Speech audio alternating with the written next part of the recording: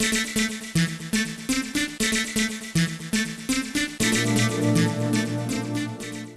Mônica Leite é uma psicóloga formada desde 2007, que se enveredou pelos caminhos da ciência da dependência química. Me especializei em dependência química num órgão público e por trabalhar em algumas instituições públicas, eu acabei também fazendo especialização em gestão pública e atuei em alguns projetos mais do estado de São Paulo, projetos de prevenção às drogas, porque eu trabalhei numa coordenadoria de atenção às drogas e alguns projetos com a Unifesp e a Senad, projetos de capacitação sobre dependência química para profissionais de saúde e também para as pessoas líderes religiosos e movimentos afins. Então, Mônica é uma psicóloga especialista em dependência química e gestão pública que ama o que faz. Eu acho que a princípio, porque eu vim de uma família muito grande, então a minha mãe só teve 14 filhos. Eu sempre convivi com muita gente e eu acho que essa de estar muito perto de muitas pessoas e fazer a gente pensar, me fez pensar muito sobre as relações humanas. Eu acabei, infelizmente, o meu pai ele foi alcoolista por 30 anos, né? Ele foi dependente de álcool por 30 anos e acho que culminou tudo isso, né? Nesse meu encontro do que eu vou ser quando eu crescer. Eu decidi quando eu cresci que eu ia ser então trabalhar com questões humanas e também com a questão de dependência. Dependência química é uma doença grave, não tem cura, tem que ter tratamento. Família, Estado, sociedade e movimentos religiosos têm que se comprometer com essa questão para que a gente tenha um pouco de sucesso em relação a isso, porque é muito sofrido uma pessoa que tem essa doença e a família sofre junto. A dependência química é uma doença multifatorial, então as pessoas podem começar a usar algum tipo de droga por curiosidade, por experimentação. Ela pode começar a usar porque está passando por algum momento difícil e acha que beber um pouco de álcool vai aliviar, ou até mesmo porque ela está num ambiente que assedia ela a fazer uso de alguma substância. E na medida que ela vai usando de uma forma incontrolada, né, vai partindo para os comportamentos de abuso e do comportamento de abuso se instala então a dependência química, que aí você já tem uma doença instalada. O álcool, ele é uma droga depressora do sistema nervoso central, apesar das pessoas falarem, mas eu bebo para ficar alegre, eu bebo para ter coragem, quer usar alguns argumentos. O álcool, na verdade, ele é um depressor do sistema nervoso central, né? Então a pessoa tem essa sensação de ficar relaxada, tem essa sensação de ficar mais tranquila, mais aliviada, ainda que no início do consumo ele dá uma estimuladinha no sistema nervoso central, mas depois a ação dele é de deprimir o sistema nervoso central. Aí a pessoa tem essa parte de ficar relaxada, de perder os seus limites, o juízo crítico, ele já sai um pouco do controle. Então a pessoa fala coisas que ela não falaria se ela não tivesse alcoolizada, ela faz coisas que ela não faria se ela não tivesse alcoolizada. Então o álcool ele altera de fato o modo da pessoa se relacionar, o modo dela falar, o modo dela fazer algumas coisas. Alguns argumentos de algumas pessoas que são alcoolistas, dependentes de álcool, que a gente não fala alcoólatra, a gente fala alcoolista ou dependente de álcool. Alguns argumentos são esse: eu bebo para ficar feliz, eu bebo porque eu estou com os meus amigos, eu bebo para mim ter coragem, né? No caso de um adolescente, pode ser que ele beba por pressão do grupo e também para ter coragem, né? Ou também para ser aceito, mas geralmente os argumentos são esses.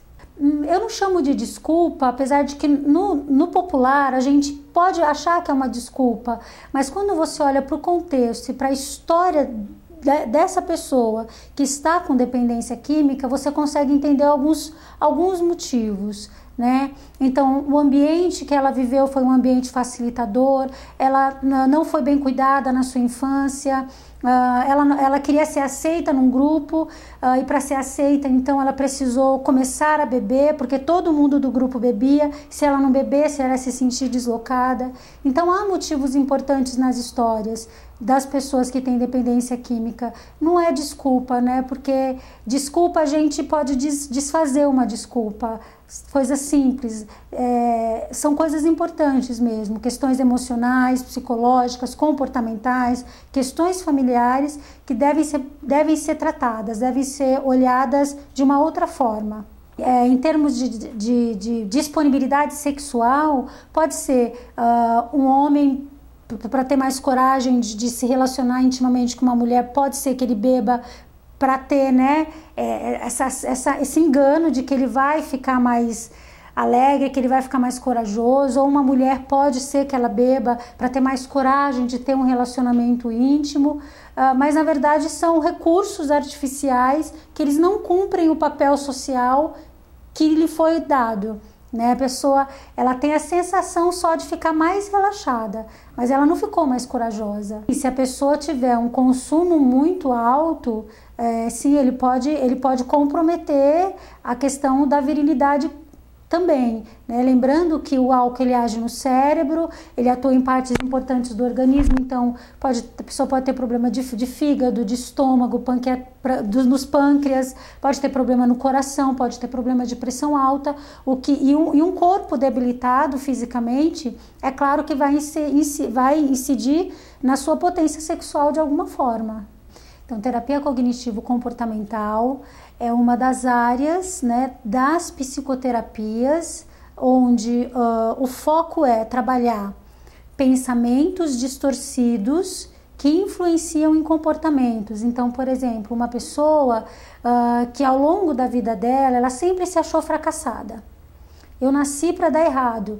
Pode ser que ela não perceba esse pensamento, mas ela se comporta de acordo com esse formato de pensar. Então a pessoa, ela acha que nasceu para dar errado, e aí a pessoa começa a agir de uma forma muito negativa, muito pessimista. E na terapia cognitivo-comportamental, que eu estou resumindo aqui, por exemplo, a gente vai trabalhar a questão das crenças, dos pensamentos, dos esquemas que foram desenvolvidos ao longo da vida, que faz com que essa pessoa, por exemplo, a pessoa que se sente fracassada, que ela se sinta assim. E aí a gente vai identificar junto com ela que pensamentos, né, que crenças que ela traz junto com ela, que tem a ver com a sua história de vida, que faz com que ela se sinta assim, negativa, para baixo. E aí você trabalha na psicoterapia essas questões. Mas basicamente a terapia cognitiva comportamental, ela trabalha isso, a parte cognitiva, que são os pensamentos, crenças e esquemas distorcidos e que fazem a pessoa sofrer, né, e que fazem com que ela também se comporte de uma forma prejudicial para a saúde dela. Então, por exemplo, num quadro de depressão, os pensamentos que uma pessoa depressiva tem muito são sempre pensamentos negativos e pensamentos de desesperança. Então essa pessoa, ela começa a se comportar assim, como ela acha que não vale a pena ir numa festa, ela prefere então ficar debaixo de uma coberta sentada sem fazer nada, né? Ou então ela não consegue se ver como uma pessoa capaz de ter relações mais saudáveis, de ter relações mais produtivas, porque ela tem sempre pensamentos negativos, ela não tem esperança de que a vida dela vai melhorar. Então, basicamente, a terapia cognitiva comportamental trabalha essas questões, pensamentos e crenças distorcidos que influenciam o comportamento de uma pessoa, fazendo com que ela tenha comportamentos que ela não seja feliz por causa disso. São comportamentos sempre relacionados à infelicidade, a fracassos, a uma vida muito prejudicada por esse jeito de pensar, né? Eu nasci para não dar certo, tudo que eu faço dá errado, ninguém me ama, eu sou feio, vou ser infeliz no amor para sempre. São pensamentos distorcidos que fazem com que ela se comporte de acordo com esse comportamento. Se eu sou infeliz, se eu nasci para não dar certo, então ela vai achar que tudo que ela fizer não vai dar certo. Pode ser que ela não venha fazer nada por isso. Ela evite qualquer tipo de situação na vida, porque na cabeça dela já foi estabelecido de que não vai dar certo. Né? Dentro da mente dela já está assim, não vai dar certo, eu nasci para sofrer, minha vida, né, tá toda confusa, então eu nem vou tentar nada. Ela não enfrenta a vida, ela sempre se coloca numa posição negativa, defensiva, e ela não enfrenta a vida.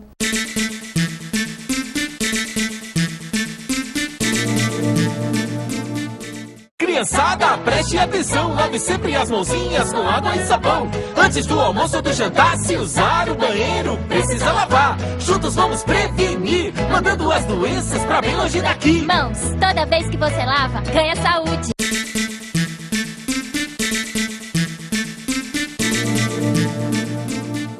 Pode ser que culturalmente, dependendo da situação, por exemplo, numa questão de obesidade, se a pessoa foi criada dentro de uma cultura onde ser magro, ser bonito é ser aceito, e se ela for uma pessoa mais gordinha, pode ser que ela desenvolva regras mentais e crenças de que se ela não for magra, ela não vai ser feliz, né? Que se ela não for magra, ela não vai ser aceita.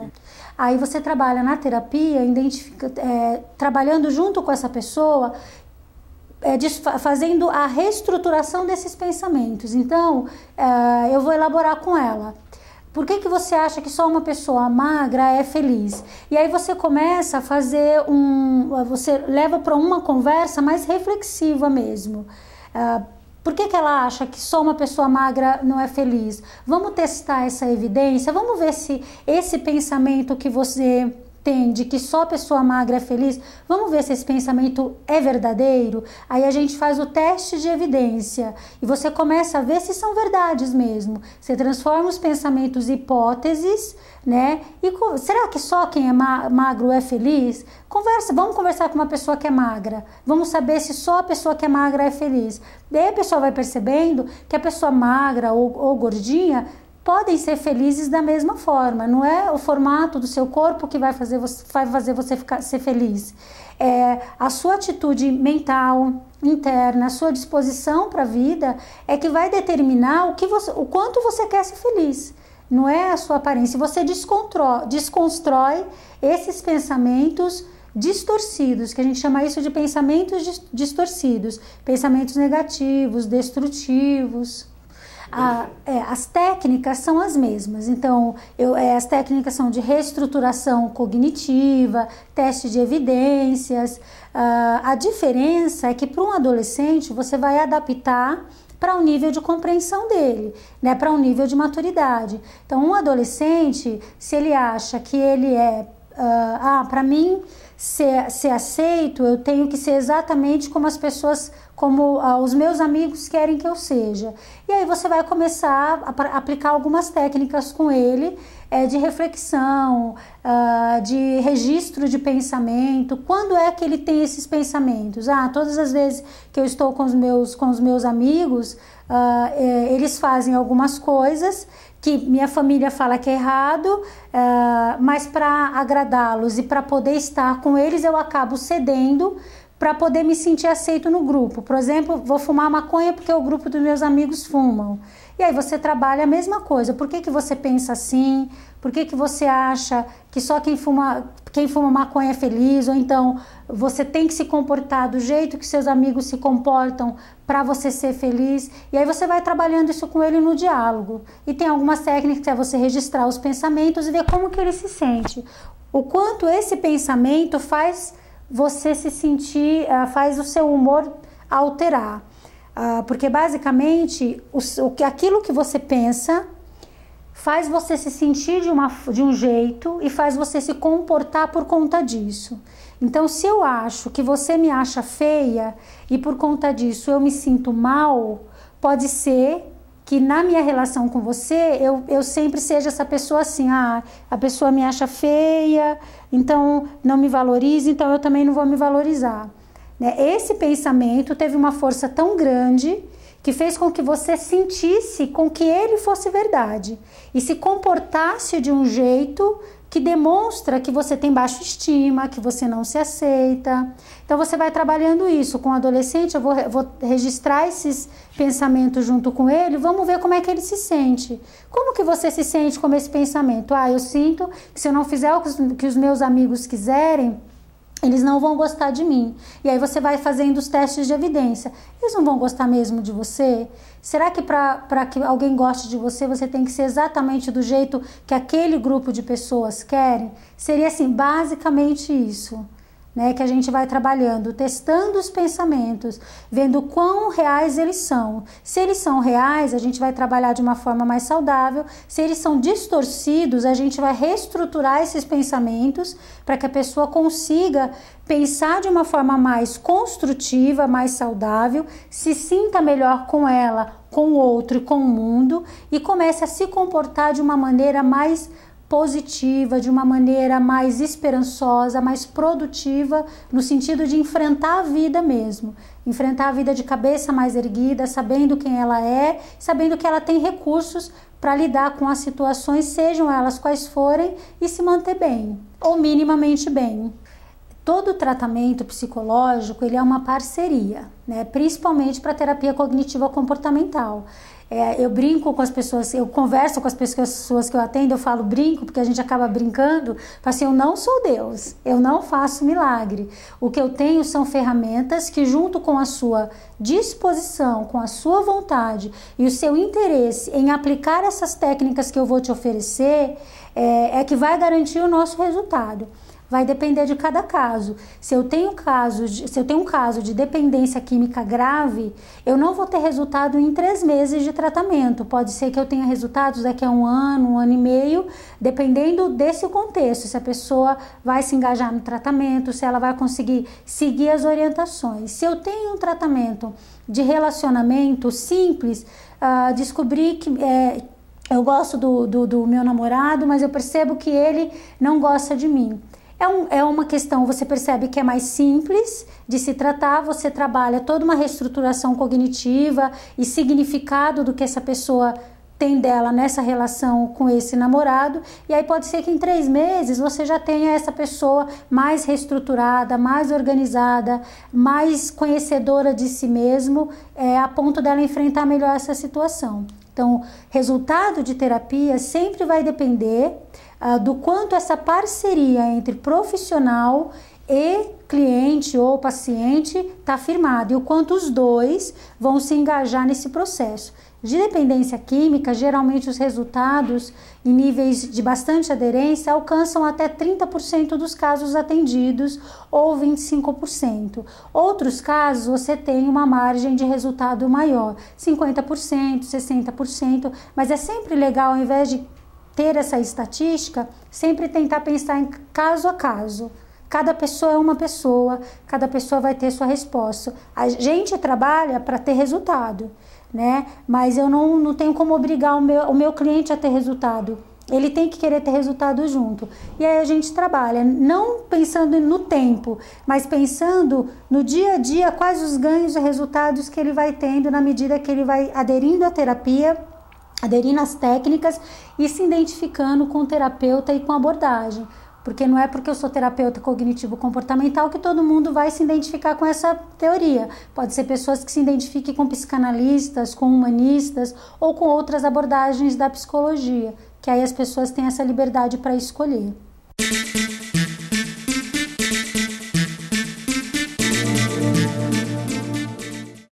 Devolva, não use, não tenha. Tire uma arma do futuro do Brasil.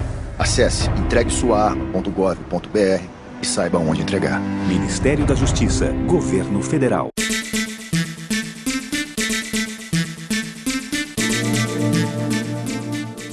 Por exemplo, os transtornos obsessivos compulsivos, né? Pessoas que querem tudo milimetricamente, estou fazendo de uma forma simples para ficar melhor entender. Aquelas pessoas que têm transtorno obsessivo compulsivo de organização, então tudo para ela tem que ser organizadinho.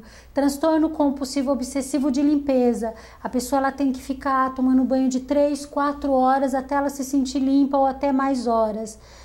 Transtorno obsessivo de contar, a pessoa tudo que ela vai fazer tem que envolver uma contagem. Então, o transtorno obsessivo compulsivo são comportamentos que fazem com que a pessoa sofra, né? Ela tem obsessões e ela tem compulsões. Então, por exemplo, se ela for atravessar uma porta, aí ela vai ter que abrir a porta, né? Na cabeça dela vai vir um pensamento obsessivo de ela vai ter que abrir a porta 3 vezes para depois ela sair. Então, o ato dela ficar abrindo a porta 3 vezes para depois ela sair, esse comportamento que se repete, essa compulsão, é um sofrimento. Imagina ela ter que passar por 4, 5 portas, ela vai ter que fazer esse movimento repetitivo até ela conseguir passar. Então, as obsessões são os pensamentos que influenciam os comportamentos que vão se repetindo. E aí tem um sofrimento nos transtornos obsessivos compulsivos intensos, que aí a pessoa precisa mesmo de fato buscar um tratamento, seja obsessão ou compulsão de limpeza, de contar, né? Às vezes a pessoa, para ela conseguir dormir, ela tem que gastar horas fazendo algumas contagens ou fazendo algumas organizações, ou às vezes até a família sofre, né? Quando é de limpeza e organização. Nada pode ficar limpo, nada pode ficar sujo, nada pode ficar fora do lugar, senão aquela pessoa ela não se sente bem. A obsessão são esses pensamentos, né, que se repetem mesmo de fato, são esses pensamentos que vão repetir. Né? Se eu não tomar um banho de 4 horas, eu não vou ficar limpa, Então, eu estou dando um exemplo no caso de uma pessoa que tem dessa questão da limpeza pessoal, da higiene pessoal. Vem esse pensamento, você tem que tomar banho de 4 horas, senão você não vai ficar limpa. E aquela pessoa então fica 4 horas debaixo de um chuveiro, tomando banho, achando que é aquele tempo que vai fazer com que ela fique limpa. Esse pensamento de tomar banho por 4 horas reforça o comportamento de ficar dentro do banheiro tomando banho por 4 horas. Então é um pensamento que age no comportamento de ir e de tomar banho. Do ponto de vista dos transtornos psiquiátricos ou emocionais, a gente não vê como uma fraqueza.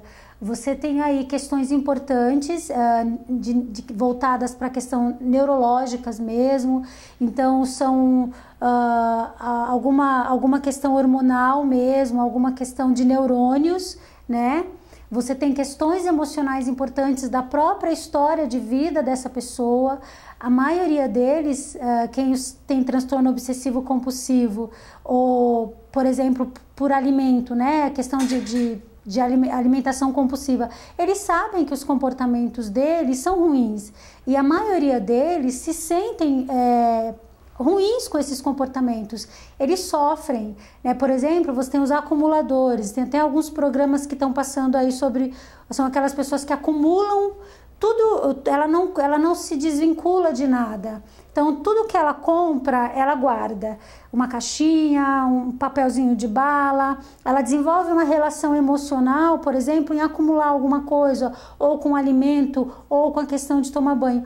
Ela sente que sofre, ela sofre por isso que ela precisa de tratamento. Aí entra o tratamento psicológico, o tratamento psiquiátrico e o tratamento socioemocional. Essa pessoa ela tem que ter alternativas, outras coisas para ela fazer, que tire ela um pouco do foco dessa rotina, e ela tem que ter o acompanhamento de um profissional de psicologia, um terapeuta que ajude ela nessas questões, a entender essas questões, ou no caso da terapia cognitiva comportamental, a gente vai ensinar técnicas para ela, de como, por exemplo, lidar com as obsessões e as compulsões, mas ela está sofrendo, então não é uma fraqueza. Se fosse uma fraqueza simples, você fala, tenha coragem, tenha força, e você vai conseguir, ela conseguiria. Não é uma questão motivacional externa, que você fala uma palavra de motivação para mim, eu acredito nessa palavra e eu vou agir de acordo com essa palavra de motivação que você está me dando. Não. É uma questão cerebral importante, envolve toda uma questão de neurotransmissores mesmo, dopamina, noradrenalina. Cada tipo de transtorno tem alguns neurotransmissores responsáveis por aquela conexão cerebral. Por isso que você precisa do acompanhamento psiquiátrico. E o psicológico, no meu caso, de terapias cognitivas comportamentais, você vai trabalhar a parte das crenças, das regras que ela desenvolveu na cabeça dela, né? Eu tenho que tomar banho 4 horas, eu tenho que acumular coisas, eu tenho que comer 1 quilo de comida de 3 em 3 horas. Então você vai começar a identificar esses pensamentos e você vai registrar esses pensamentos, testar as evidências, ter técnicas de relaxamento, técnicas de distração, outras técnicas que vai fazer com que ela gradativamente vá enfrentando esses comportamentos, esses pensamentos que se repetem de uma forma mais saudável. Pode ser, é comum, porque principalmente quando você vai encontrar com um profissional pela primeira vez. Quem é esse profissional? Onde ele se formou? O que ele faz? Qual o sucesso que ele teve? E também tem a ver com as questões pessoais da pessoa em relação à empatia dela com a outra pessoa. Mas enquanto profissional, você trabalha essa questão na terapia, né? E você tenta, num processo de empatia e de parceria, fazer com que essa pessoa venha aderir ao tratamento. Mas a escolha vai ser dela. Ela que vai escolher se ela vai querer ou não fazer o tratamento com esse profissional. Não, a gente está tratando, dependendo, a criança você trata como uma criança, o adolescente como adolescente, o adulto como adulto.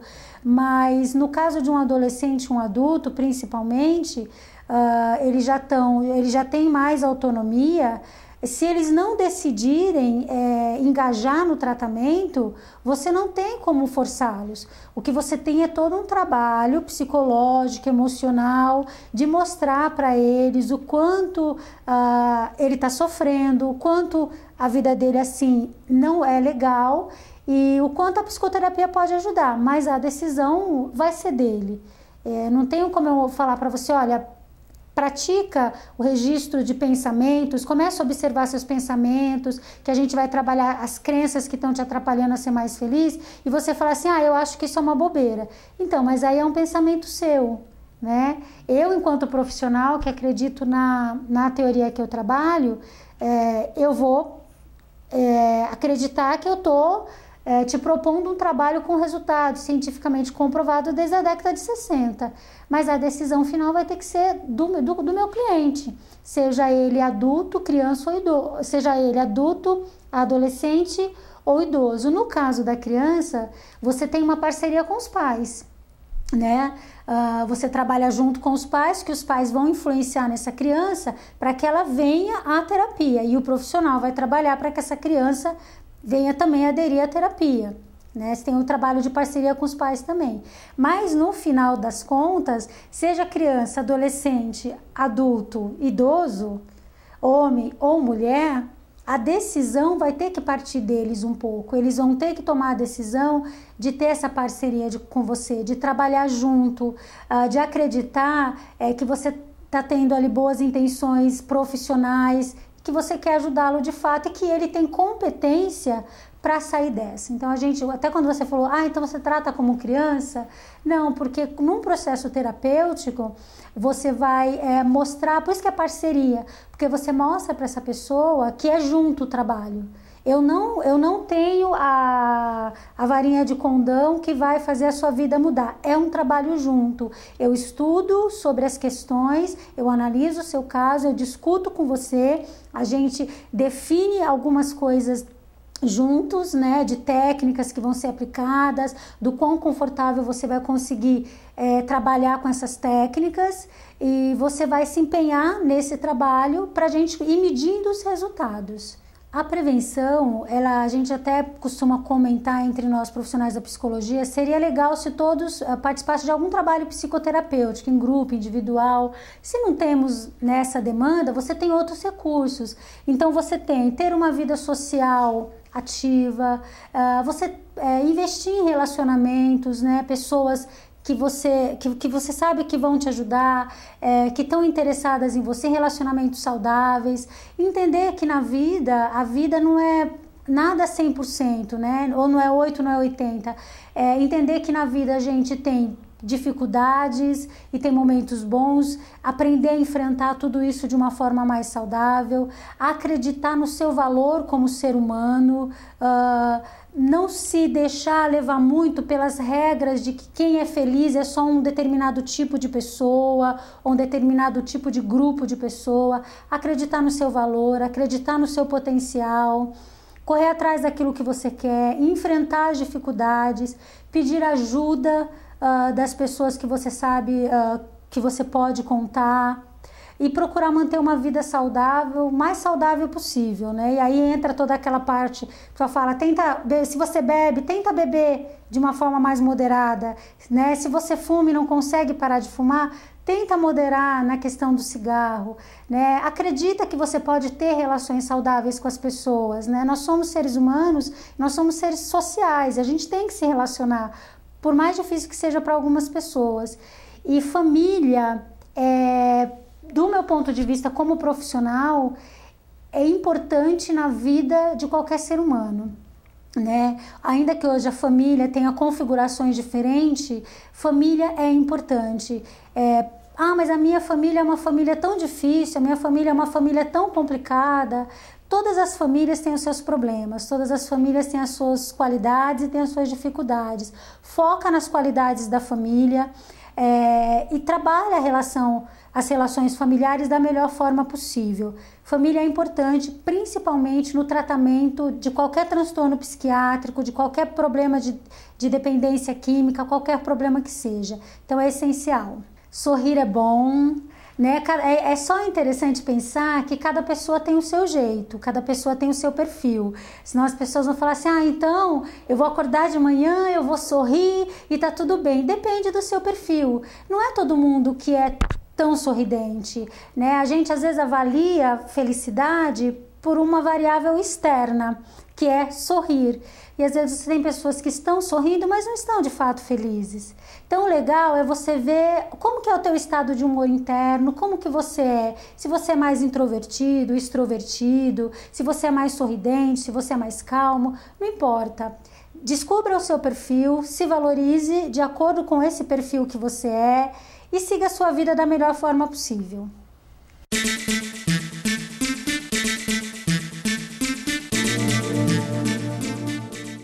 Sabe por que a indústria do cigarro está em boates, festas, faz o cigarro aparecer nas telas de cinema e até nas novelas? E por que ela faz embalagens bacanas, cria sabores diferentes e vitrines bonitas? Porque a indústria do cigarro quer transformar você, que ainda é jovem, em um fumante. É que toda vez que um cliente morre, ela precisa de um novo. Nada pessoal. É negócio. Fique esperto. Começar a fumar é cair na deles.